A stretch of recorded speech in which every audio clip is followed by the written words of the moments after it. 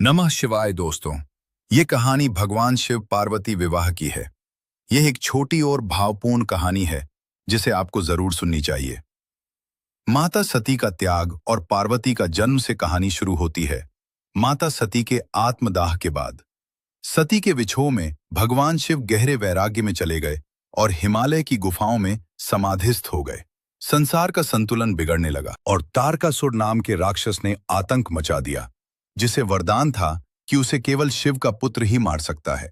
उधर माता सती ने हिमालय राज के घर पार्वती के रूप में पुनर्जन्म लिया। बचपन से ही पार्वती के मन में शिव के प्रति अगाध प्रेम था। जब पार्वती बड़ी हुई तो उन्होंने शिव को पति रूप में पाने के लिए कठोर तपस्या शुरू की।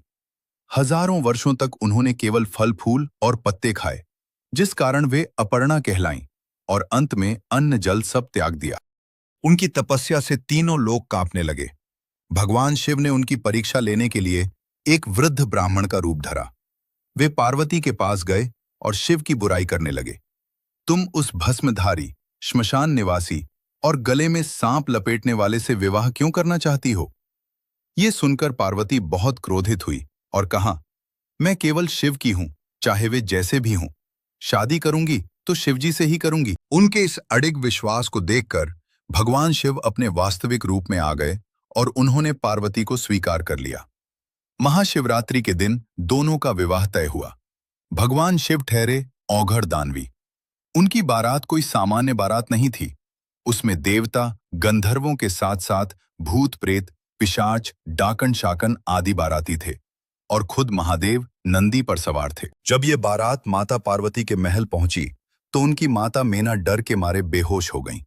तब पार्वती ने भगवान शिव से प्रार्थना की कि वे एक सुंदर रूप धारण करें। भगवान शिव ने चंद्रशेखर का मनमोहक रूप बना लिया और फिर विधि विधान से दोनों का विवाह संपन्न हुआ। महाशिवरात्रि का ये पर्व हमें सिखाता है कि धैर्य और तपस्या, सच्ची भक्ति से ईश्वर को भी पाया जा सकता है। और इस तरह माता पार्वती और भगवान शिव का विवाह संपन्न हुआ। दोस्तों, भगवान शिव और माता पार्वती की कहानी आपको अच्छी लगे तो कमेंट में हर हर महादेव जरूर लिखें। हर हर महादेव।